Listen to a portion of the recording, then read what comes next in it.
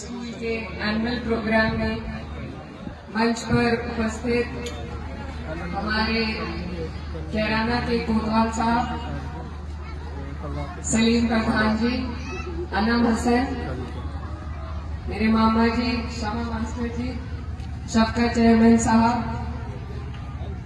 और यहाँ पर मौजूद सभी हमारे आसपास के सभी जिम्मेदार बड़े बुजुर्ग, आप सभी को अस्सलाम वालेकुम, नमस्कार।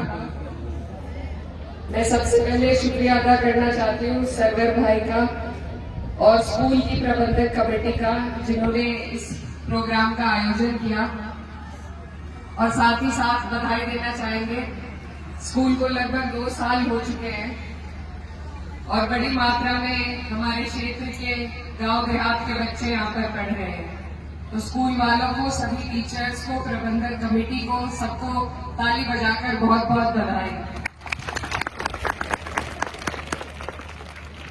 आज के दौर में अगर कोई चीज सबसे ज्यादा जरूरी है तो शिक्षा, तालीम हासिल करना हमारे बच्चों के लिए सबसे ज्यादा जरूरी है। और जो सरकारी स्कूल है उनके हालात आपके हमारे सामने हैं। बिल्डिंगें हैं तो टीचर नहीं है, टीचर है तो बच्चे नहीं जा पा रहे। इसलिए हमारे आपके बीच में से सरवर भाई जैसे जिम्मेदार लोग जब ऐसा कदम उठाते हैं, आजकल सभी अपने रोजगार के लिए कुछ ना कुछ काम करते हैं, लेकिन अगर हम उस रोजगार के साथ साथ समाज के कल्याण के लिए भी स्कूलों की, शिक्षा की व्यवस्था बनाने की कोशिश करें तो इससे बड़ी इबादत मेरी नजर में कोई और नहीं हो सकती। आज हम इसीलिए, हमारा इलाका पीछे है कि पढ़ाई पे हमारा थोड़ा कम ध्यान है। तो ऐसे जिम्मेदार लोग जो समाज से निकल के समाज में शिक्षा को बढ़ावा देने का काम कर रहे हैं, ऐसे लोगों की हमें कदर करनी चाहिए और इनको आगे बढ़ाना चाहिए।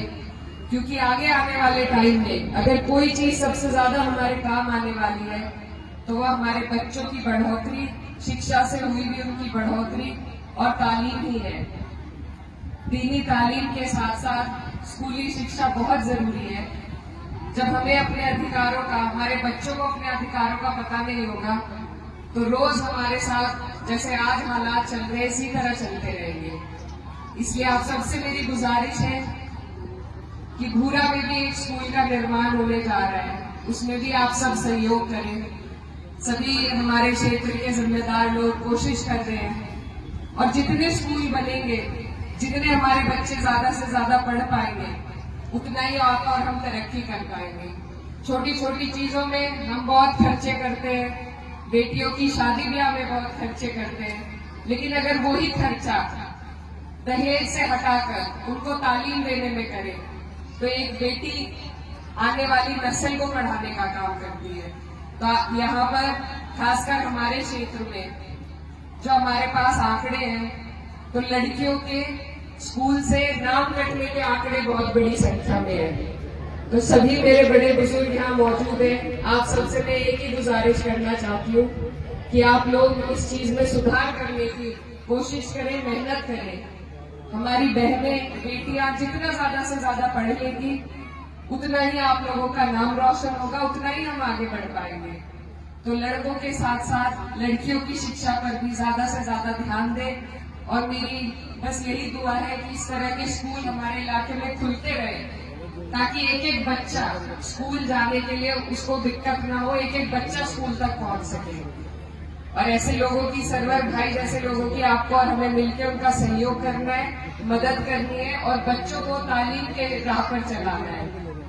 मेरे वालिद साहब, उन्होंने मुझे इतनी शिक्षा दिलाई, वो यही कहते थे कि मैं थोड़ा सा पढ़ाई में पीछे रह गया, वो कभी मेरे बच्चे पूरी करेंगे।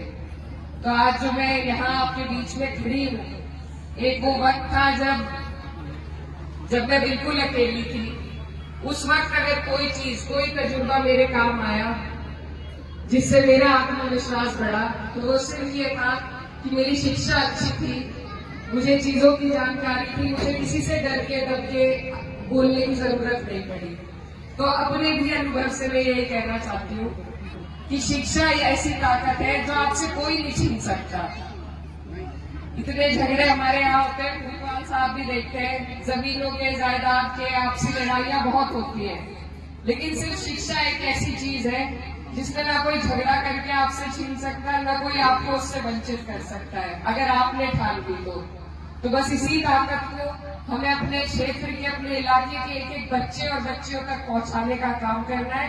इसमें आप सबकी जरूरत है और मैं बहुत बहुत शुक्रिया अदा करना चाहती हूँ पूरे एमएच कॉन्वेंट स्कूल की प्रबंधन कमेटी का कि इतना अच्छा काम वो कर रहे हैं और ऊपर वाला उन्हें खूब तरक्की दे और बच्चों की संख्या को बढ़ाए। आप सभी से दुआओं की दरख्वास्त है, बहुत बहुत शुक्रिया।